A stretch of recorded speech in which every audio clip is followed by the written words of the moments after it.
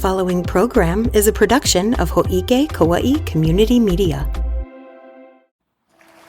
The Hoike Weekly has been made possible in part by the Rice Street Business Association, the Kauai Island Utility Cooperative, and Violi Properties. Aloha Kaua'i. In a couple hours, this place is gonna be packed. Today, Hō'ike Kaua'i Community Media is hosting an open house for Community Media Day. We're welcoming everyone inside our studio, and along with KKCR, we'll be talking story from 4:30 till about 6 about why community media is so important. County council members, local business owners, Kauai nonprofits, and even some of our community producers will be here as well. Free speech is so incredibly important, and having accessible media for everyone so that their voices can be heard is basically what KKCR and Hō'ike are all about. We've got tons of food and drinks and even some prizes to give out, so join us tonight from 4:30 to 6 at 4318 Rice Street for a Community Media Day open house and see what kind of stories you hear. In the meantime, we got to get this show rolling. All right, deep breath in, shake out the nerves, and here we go. I'm Trisha Allen, and this is the Hoike Weekly.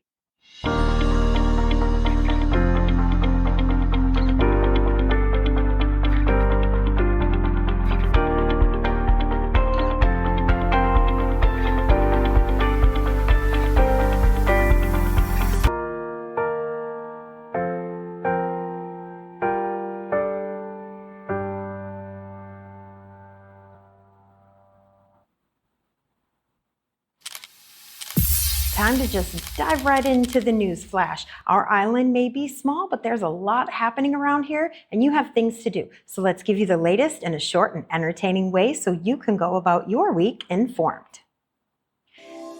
A 1-acre brush fire broke out in Anahola yesterday, closing down Kuhio Highway near Anahola Marketplace around 1 p.m.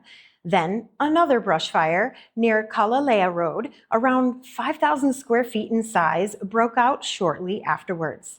As of 3:45 yesterday, both fires were under control thanks to the quick action of the Kapa'a and Puakea fire stations. Members of the United Public Workers will be making a little extra money after a temporary hazard pay agreement was reached with Kauai County. This additional compensation will also apply to Lihue Airport custodians and county refuse transfer station workers who served the island community during the pandemic. This settlement follows a grievance filed by the union on behalf of county employees required to report for duty during the pandemic. Union workers will be awarded 15% temporary hazard pay for hours worked at their base rate of pay in between March 2020 and March 2022.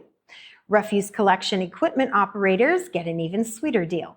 They'll receive 15% temporary hazard pay for their scheduled work hours, regardless of physical attendance. All payments made to workers will be made in one lump sum. And that payment may be just in time, too, because if Young Brothers gets their way, the cost of goods shipped to Kauai Inter-Island are likely to increase pretty dramatically. Young Brothers LLC is asking the Hawaii Public Utilities Commission to approve a rate increase of $26.3 million to help cover high costs and investment necessary to upgrade equipment and infrastructure. This would raise prices by an average of 20% for most cargo being shipped inter-island, which would likely lead to higher prices for products in stores, since businesses are very likely to pass their increased shipping costs to us, the consumers. But that's not the only area where prices will likely go up. Items like containers, cars, roll-on and roll-off cargo, as well as palletized goods would all see significant rate increases, and that would directly affect the final price of goods for customers. Looks like I'll be packing a home lunch from now on.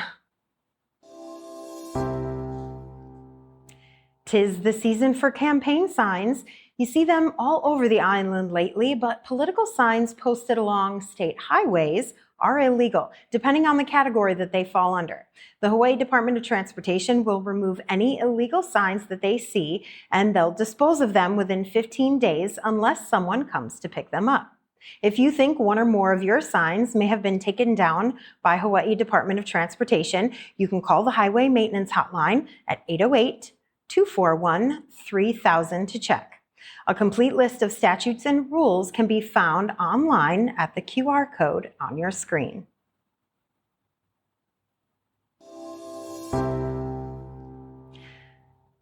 In addition to sailing, navigation, and engine work, youth members of the Kauai Sea Scouts, aged 14 to 20, also learn about emergency preparedness. And it's a good thing too, because that training came in handy last week when they spotted a sailboat in distress during small boat training. The sailboat had missed its docking approach and was blown onto the rocks. Luckily, the Kauai Sea Scouts threw on their life jackets, grabbed their radios, and using towing gear, pulled the sailboat off the rocks and guided it safely into its slip. After the vessel was secured, Kauai Sea Scouts then provided first aid to the mariners aboard, treating some minor injuries. Another skill youth who join the Sea Scouts learn is first aid. More information about the Kauai Sea Scouts, how to join or volunteer, as well as information about their new 60-foot vessel, it can be found on their Facebook page or YouTube channel. Links to both are available at the QR code on your screen.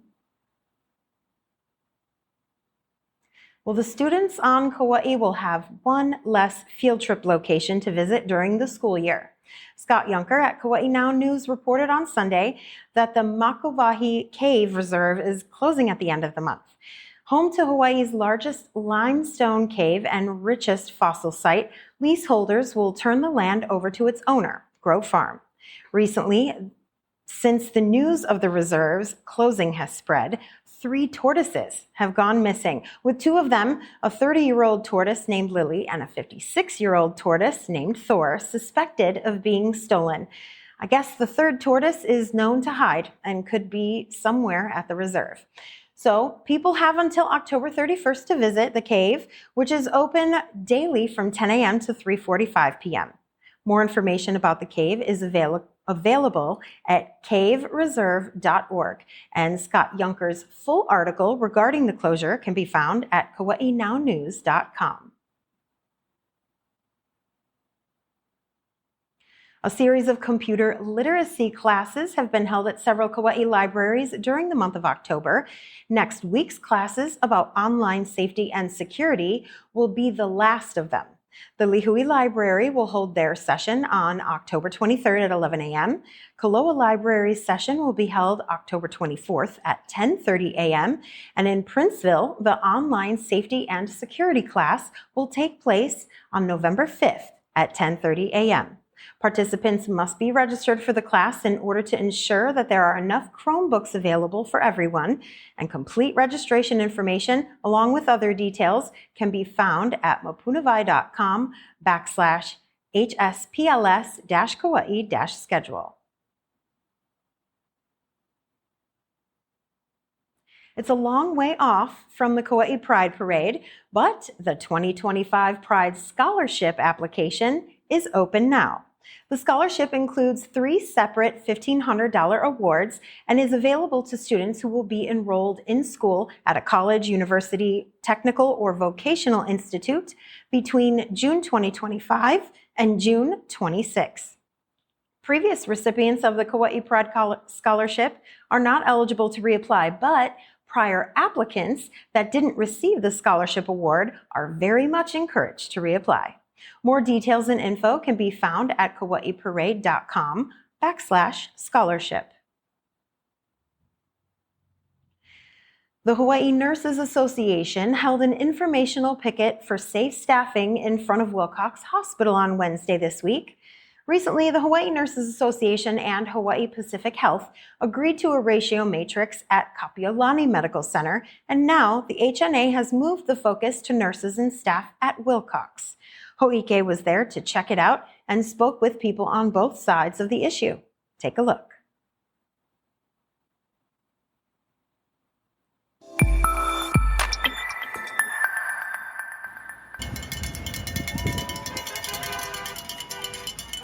This is what it looked like Wednesday morning as members of the Hawaii Nurses Association, joined by other union members, gathered along Kuhio Highway for an informational picket advocating for safe staffing. Families were part of the crowd, with passing vehicles honking in support. Songs and chants echoed through a bullhorn, creating a powerful display of solidarity. We're fighting for Kauai, we shall not be moved. Stick together, guys, because that's how we win, right? Yes. And you know that you have so many unions that are supporting you through your campaign, and the community, and everybody in this island deserves to have a peace of mind that every family member that walks into that door is going to get the best quality service for everyone, right? Everyone. And you guys are going to get it. You guys are going to win. During a break, we spoke with one of the attending nurses to get some insight into the nurses' concerns. Hi, my name's Denise Woods. I'm a nurse here at Wilcox Hospital. I'm out today to support all our nurses in getting safe staffing in our contract. Safe staffing is really about patient safety. Our patients deserve to be safe. They deserve to have a lowered risk of death in the hospital. Studies have clearly shown that safe staffing reduces the risk of death in the hospital. There are many states that have laws that enforce safe staffing, and we think that the people of Hawaii deserve the same safety in their hospitals that people in California enjoy. After the event, attendees lingered to share stories, while public figures voiced their support for the HNA. You know, what's good for you guys is good for everybody. It's good for the community. And we're all here for each other, so we're all here to support you guys. Really proud of you. Keep going. You got this. A member of Wilcox's leadership team, who oversees nursing operations, also shared updates on the ongoing negotiations. Hi, my name is Darla Sabry. I'm the Chief Nurse Executive here at Wilcox Medical Center. To give you an update on our ongoing negotiations, we are continuing to collaborate with our nurses. We care about our nurses. And as a nurse myself, you know, I really admire and respect the care that they give to our community. Across the table, we're having great discussions. We have given an offer, and we continue to listen to our nurses, collaborate with them, and work towards a deal, because we want to make Wilcox even better than it is today. And we really want our nurses to benefit from this offer, which will include, we've given across the board raises to our nurses. That's in the offer, with some bonuses and some great benefits. We're very hopeful that we're going to get this deal and that the nurses can go back to doing what they do best, is take care of our patients and our community. Overall, HNA's message was pretty clear. Both Wilcox Medical Center and the Hawaii Nurses Association promised to keep Hō'ike updated on their progress.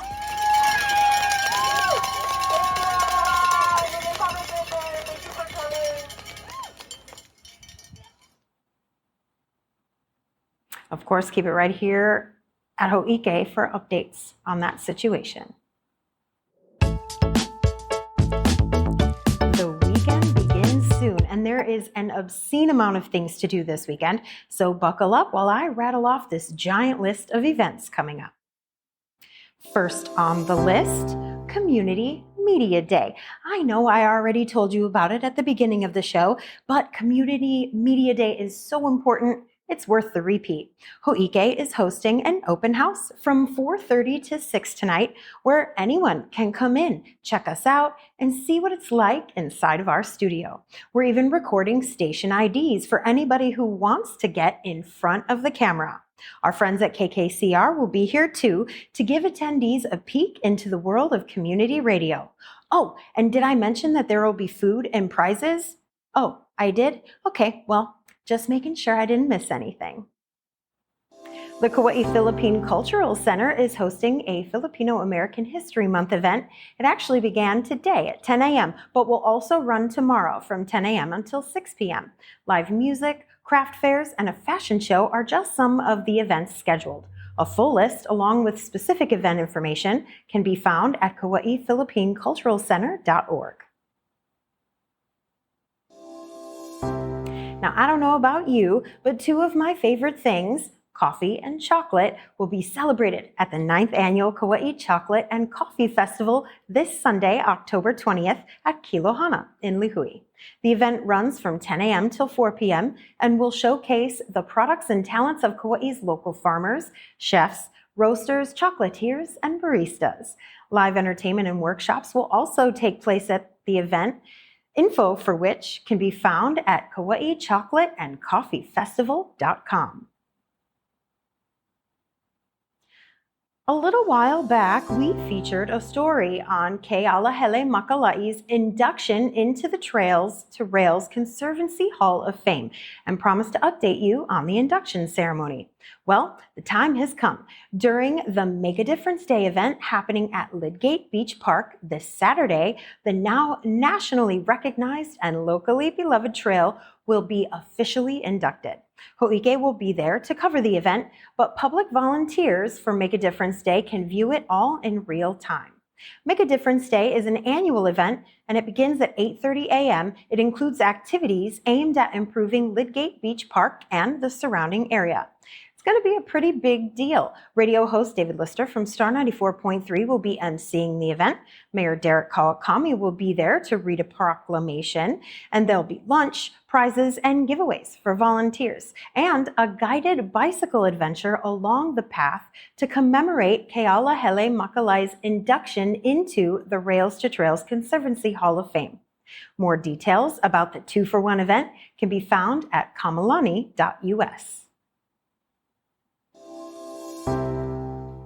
Happening at Puakea Golf Course on Saturday, the 2024 Walk to End Alzheimer's. According to the Alzheimer's Association website, there are 213 participants registered so far, but day of registration is also possible if you get there by 7:15 a.m. The opening ceremony begins at 7:45 and walking will be underway by 8:15 a.m. All funds raised through the Walk to End Alzheimer's further the care, support, and research efforts of the Alzheimer's Association. Visiting the Alzheimer's Association website will give you any further details regarding the walk, and that can be found by visiting Hō'ike's Info Corner. That's the QR code that we've been showing you throughout the show, and that link is in the show notes if you're listening as a podcast. The Hanapepe Soto Zen Temple is having a rummage yard sale on Saturday from 9 a.m. till 12 noon. It is a cash-only event and no credit cards will be accepted for purchases. Beginning October 15th, which was earlier this week, the Garden Island Renegade Rollers will be hosting new skater practices every Tuesday from 5 p.m. to 6:30 p.m., in addition to their regular weekly practices, which take place on Sundays and Thursdays from 5 to 6:30. All of the practices are held at the Kapa'a hockey/skate rink, and the new skater practices are meant for anyone serious about roller derby, and gear will be loaned out to those who don't have it. This includes skate and pads. It's also for anybody who's curious about roller derby. Information on becoming a referee or a non-skating volunteer will also be given out at these practices. Additional information about the Garden Island Renegade Rollers can be found by emailing joingirr@gmail.com or by visiting their Instagram page at Garden Island Renegade Rollers with a Z. All right, Kauai, that is all the Hō'ike we have for you this week. Don't forget to scan the QR code that we have for you on your screen or visit the tiny URL link in the show notes if you're listening on Hō'ike's podcast studio. There, you'll find the Hō'ike Info Corner, where links with all the details on events mentioned in today's show are available. I'm Trisha Allen, wishing you love and aloha. See you at Community Media Day. Hō'ike Kaua'i Community Media's president and CEO is Allegra Gaines. Administrative assistant, Leiko Someda. Production and education services by Roger Olson. Production and IT services by Max Richardson. News and events producer, Trisha Allen. County producer and social media manager, Olivia Franco. Hō'ike's board of directors include Chair Adam Reversi, Vice Chair Lexi Jones, Secretary Nathaniel Evslin, and Treasurer Jackie Kina. Additional directors include Leah Awohi, Lori Barrett, Rod Green, Teak Rubiano, and Taylor Young.